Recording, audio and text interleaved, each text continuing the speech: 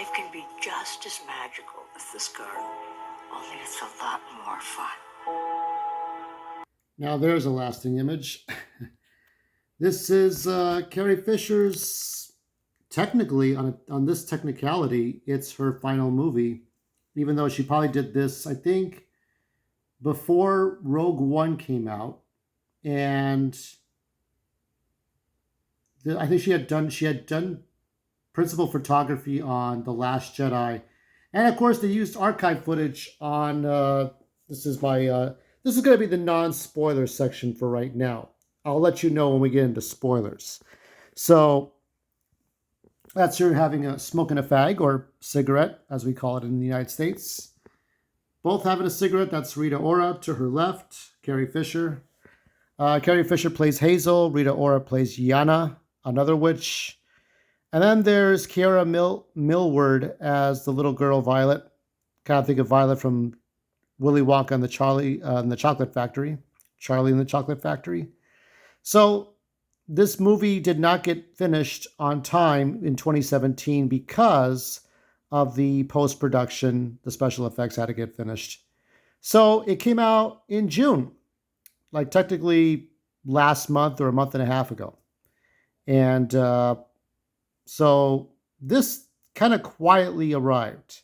And I just saw the trailer for it a couple of days ago, and I said I had to review this because I did not want her lasting legacy to be flying through outer space and the Disney trilogy. I will have to say that it's not the best thing I was hoping for, but it's not the worst. Now, when I was looking at the movie trailer, what you saw was the last 8 seconds of the trailer. The first thing that came to my mind was one being Alice in Wonderland, or hey, how about Coraline? You know, going from one world to a similar world with having buttons in your eyes. So I was thinking of Coraline, I was thinking of Alice, and that was kind of the expectations I was hoping for going into this. So you could have those expectations there's definitely correlations of Coraline and Alice in Wonderland going into that rabbit hole. But the rabbit hole is only so deep and very flimsy. The story feels very rushed, very thin plot. There's not a lot I can tell you that's going to excite you. The special effects look great. The special effects look amazing. But the story is crushed by it. Badly crushed. And it feels like stuff I've already seen. Now, I would compare this movie to Tarsem Singh's The Fall. And that one I think was a much better movie. If you thought about like The Fall, which also had a little girl, Katinka, right? Katinka Untaru, who's now an adult. By the way, Kiara, who's the star of this, is an adult. So she did this when she was 12. She's like the Alice in Wonderland of this story. Now she's 19. She's on Instagram and stuff. But she looks great. She looks exactly as you expect her to be. These beautiful girls turn to beautiful women. Was it Thank Heaven for Little Girls? Isn't that Gigi? Anyway, let's not go too dark here. But it is kind of a dark story. But I feel like the darkness is not weighed by any good morality. Now, I'm going to sound like Crystal Maiden 77 when we get into the spoilers here. Crystal Maiden 77 is great for reviewing Sonic comics, Jetsons, Mega Man. I mean, she'll pull those comics apart, if not literally, figuratively. She does not give mercy, and neither will I. I'm not going to give the letter grade for the non-spoiler section. I will say though, it's all right. It's a fun time to watch it. It's okay. But honestly, I think some of the adult themes, some of the lack of depth, I don't think this is a movie. Now, I bought this on digital, so I didn't go to a limited theater showing. This was on digital. So it's set to YouTube Kids showing. I don't know if a lot of kids are going to really enjoy this as much as maybe the Ninja Turtles movie. Oh, by the way, stay tuned at the end of my review to see who I thought had the best review of the TMNT new cartoon for 2023. I'll tell you at the very end who was the best reviewer, because I'm not going to go see that. But between Turtles and this, I think they're going to go see Turtles. There's not enough here to really hold on to. And so I'm going to say it's okay. It's all right. Uh, it's not above average, but it's close to above average. It's an average story with some great CGI. And it's very easy to sit there. I think Roger Ebert would probably lend itself more to CGI and say, "Oh, it's fine." But the CGI, was sort of that thing that you were looking for. We were all looking forward to. You'll see a giant Venus flytrap that has meaning later on. A lot of the butterflies and the flowers and nature. There's things going on that you're wondering, what is this all about? So it's about the garden and things. So we'll find out more about Hazel and Violet and Yana, uh, Violet's sister Chloe, her parents. We're going to get into all that in a bit. So, average. And now let me set up for spoilers. Let's fold the picture book if we can. And I will set up because we're going to switch this out for, there's some good stories there, He-Man. And we're going to put up the other tablet. And we're going to do a little slideshow, okay? One moment. All right, let's get us a little more focused in here. We're doing a slideshow, everyone. We're not going to get my channel blocked here. So we're introduced to this sort of nice kind of artistic introduction to all the credits. Very pretty. Already you're going to tell it's nature, right? Now, Violet's shown in the beginning, she's baking cookies and making gingerbread cookies. Her dad is too busy looking at, pictures of Yana, the Asian girl with the cigarette that we saw earlier. And it's like, is he into this Asian woman or Asian mixed woman or Filipino? I'm not sure what. She looks Asian to me, but she looks great. But of course, the problem is that even though he's into Yana, he's also supposed to be into his wife.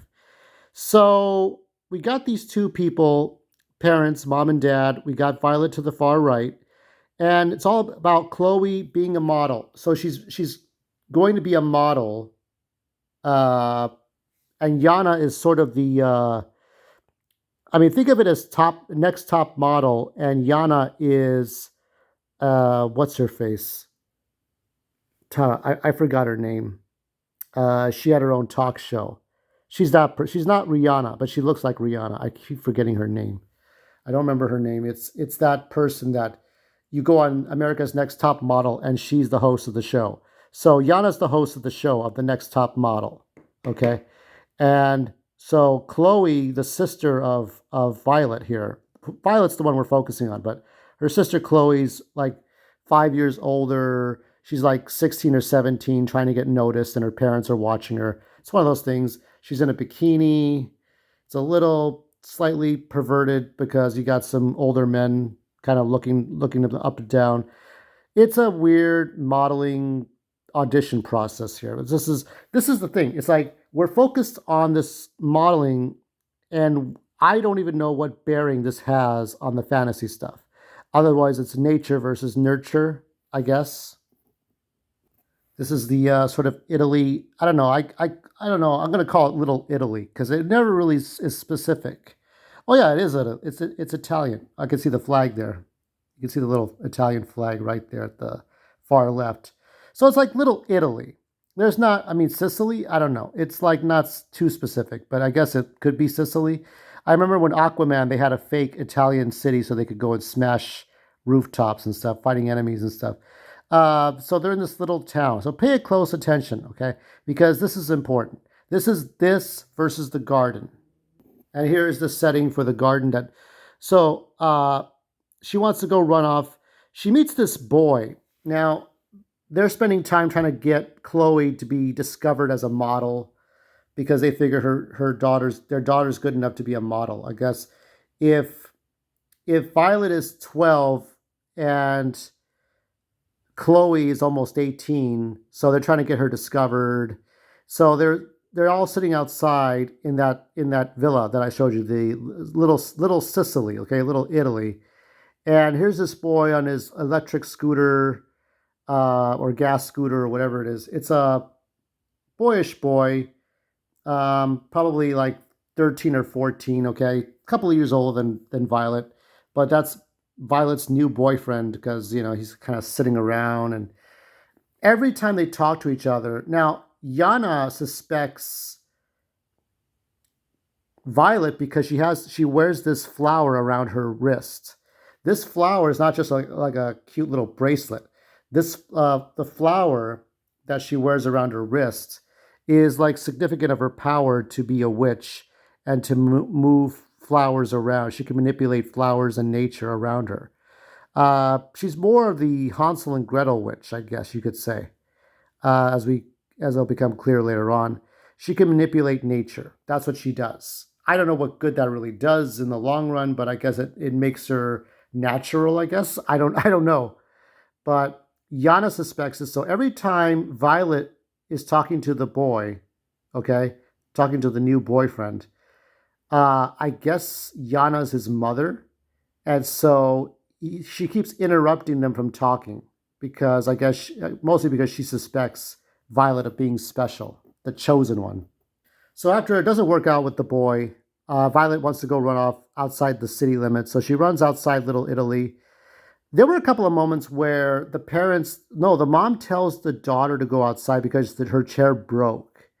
But her chair broke because of her, I guess, maybe it was her witch ability. It was never clear. But that she had that flower wrapped around her waist, I'm sorry, her bracelet, her flower bracelet. And Yana could see that there's something about her. Maybe that's why she takes in Chloe, not because she's a model, but because of other reasons, as we suspect later on. We find out. And so the mom tells the daughter to go outside, and that's where she meets the boyfriend the first time. And the second time, the boyfriend can't stay because his mother, Yana, tells him to come back, get over here, right? You're holding us back, whatever. So Violet can't see the boyfriend. So she asks her mother to let her go outside in the forest where the garden is, where Carrie Fisher is as Hazel. So this mother obviously lets her daughter run out wherever she wants. I guess at 12 years old, if she wants to run off with older men that are creepy old men, I guess mom's okay with that as long as she's back home by 6. Anyway, so she goes out into the forest. Now, I mean, you can accept that a young girl in the 19th century, even the 18th century, could be allowed to go out and do things for herself. But this is like the 21st century. So, she's going out into that forest all by herself. She's going around, hanging around outside of a building all by herself, where anybody could go and like talk to her. Luckily, the story works out in a way that it's like, oh, the cute boy that's like 13 or 14 talks to her, and oh, she meets Hazel. She meets Carrie Fisher in the kind of church building. So there's this whole I mean, there's a nice atmosphere when Carrie Fisher's there. And I think even the actress Kiara pointed out that, yeah, there's a nice atmosphere that Carrie brings in real life and in the scene. Because Carrie once said, don't act for yourself, act with other people. That's what you're there for. It's not about just internally. So she brought a nice chemistry between her and Violet. So between Hazel and Violet, it was very good. The scenes were very good. I never had a problem with it. And she also does this voice of this giant Medusa head. Now, earlier in the movie, before the Next Top Model auditions, the daughter, so Violet talks to her dad about, reality and fantasy, I guess. And the dad pulls out the sink plug when he's doing dishes, and then all the water seeps into the bottom. About how you have something in your imagination, you let two out. Like he's using it to explain imagination and stuff, which is fine. But obviously, it's a big old precursor to this giant plug that Violet finds in the forest, and she pulls this thing, this bathtub shaped plug, and it looks like there's flowers, but it looks like a giant eye. And normally, this is the beginnings of Alice's journey to Wonderland through the looking glass, right? Or through the Wonderland, falling through the rabbit hole. But it's not a rabbit hole. This is like a mirror or a looking glass to another universe, a parallel universe in which Violet finds herself. And Violet runs into herself, and it's not clear as to what this all means. Could this be that Violet is running into a year older version of herself, or is it really a parallel universe? It's supposed to be a parallel universe. Uh, so it's confusing. So she trades places with her other self in another universe that looks just like the one that we've been seeing for the first.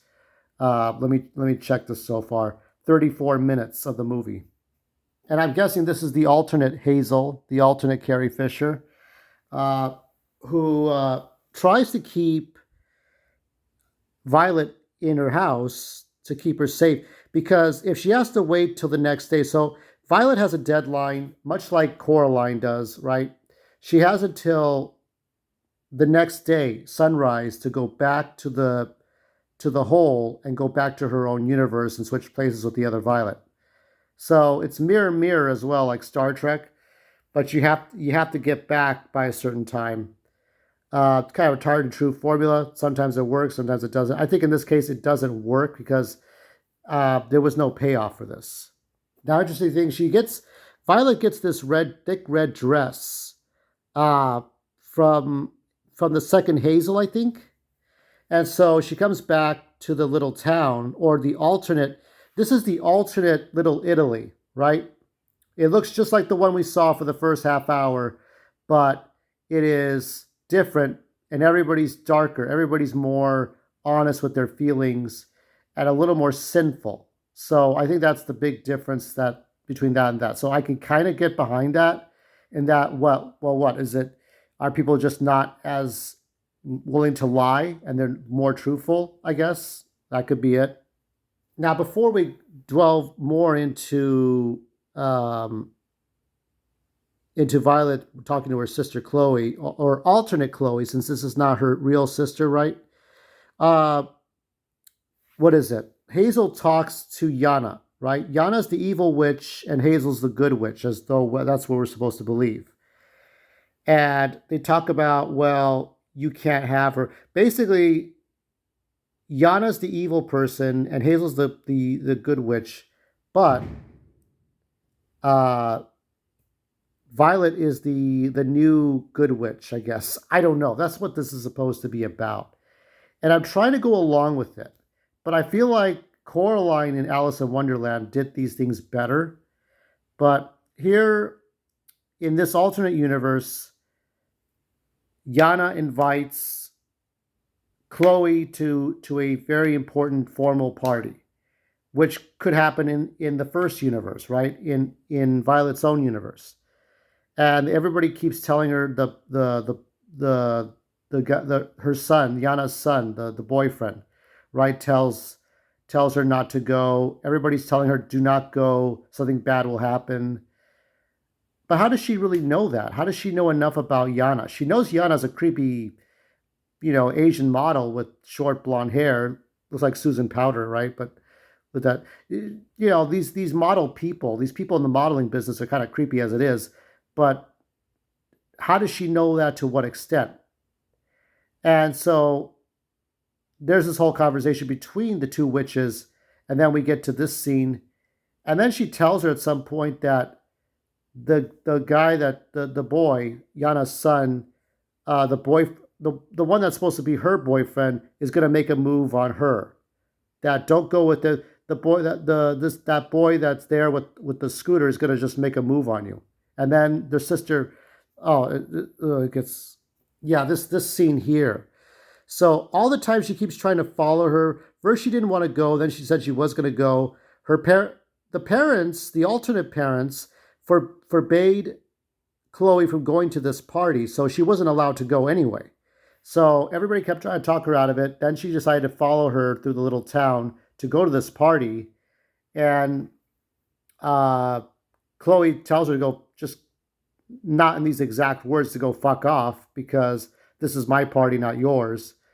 And she tells him that this is supposed to be the love interest, the boyfriend. They do kiss. There's a bit of kissing here. Not too much though, because they're still children at that time, so you can't do too much. But then again, I don't know if this was a foreign movie made for America or a foreign movie made in foreign times. I don't know what. I know in Japan you can't do tongue in kissing. You can only kiss like it's the 1930s. That's the way it is in Japan stuff. I don't know about movies, but I know it is in TV shows. So she tells her sister that this guy's bad news, even though why would she even say that when she likes him in that way? And then but then the sister comes back and conveniently finds her in the right spot and tells her, "Oh, she told me that he was going to make a move on me. That you were going to make a move on me because you're a horny boy or whatever."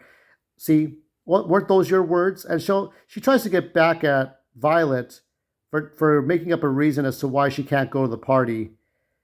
It was just petty bitchery between the two sisters. Sibling rivalry, sibling bitchery between the two sisters. That didn't need to happen. Didn't make a lot of sense. Check out that costume right here. What is that? Looks like something Paul Gerard made.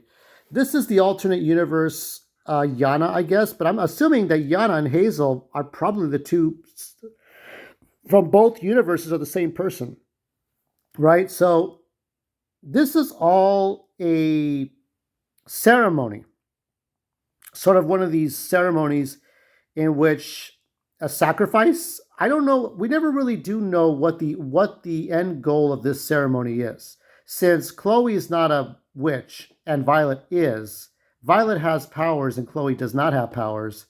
We don't know what this sacrifice was going to mean. Was this to piss off Violet? Was this to lure Violet? I think it was. They made it clear that it was, but then why involve Chloe at all?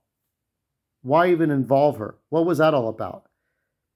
Did they even know? Because it was clear that Yana did not know that Violet had witchcraft powers until after they were all until during in the middle of the auditions of the modeling tryouts.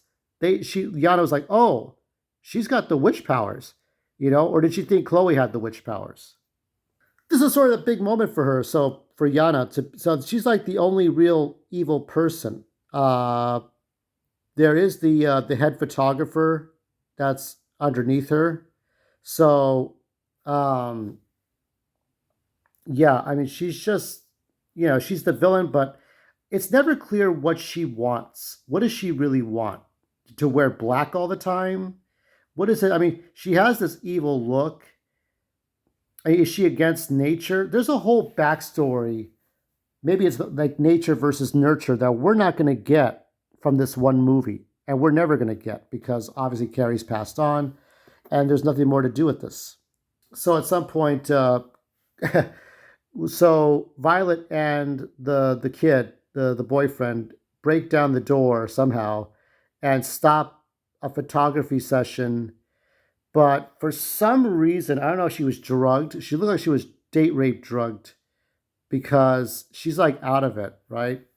And somehow uh, she snaps to it and she's like, oh, we got to get out of here because Violet somehow snaps her out of it. And it's like, what's this all about? So here she was telling her to go fuck herself. But it's like Violet wanted to go rescue his not her non-sister. But wouldn't the concern to be more about going back to the other universe, your right, correct universe? And here's the other thing too.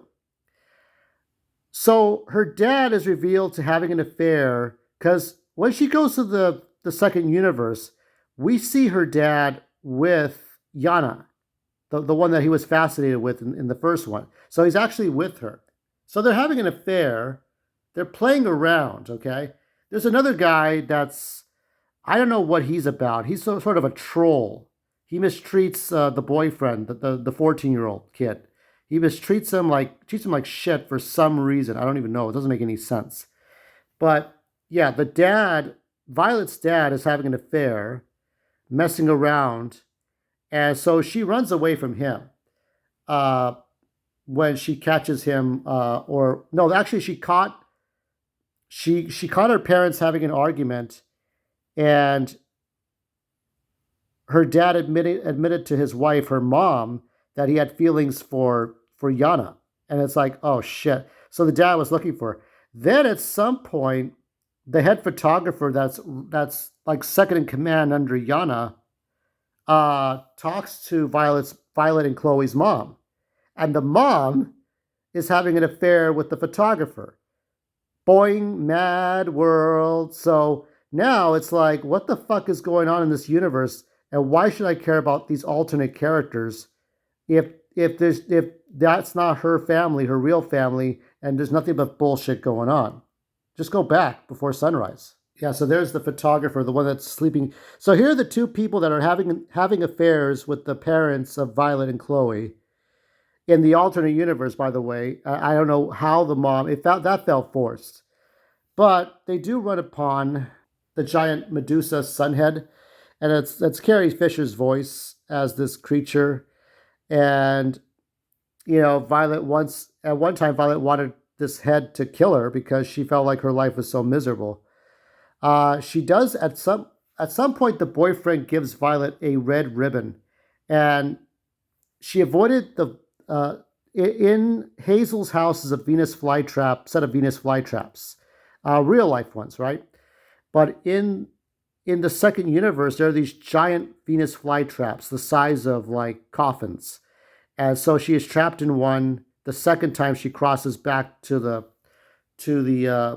portal where she's supposed to go back to her first universe, and she's swallowed whole because and this is before she rescued Chloe. Chloe was going through this ceremony of some kind where uh, she lights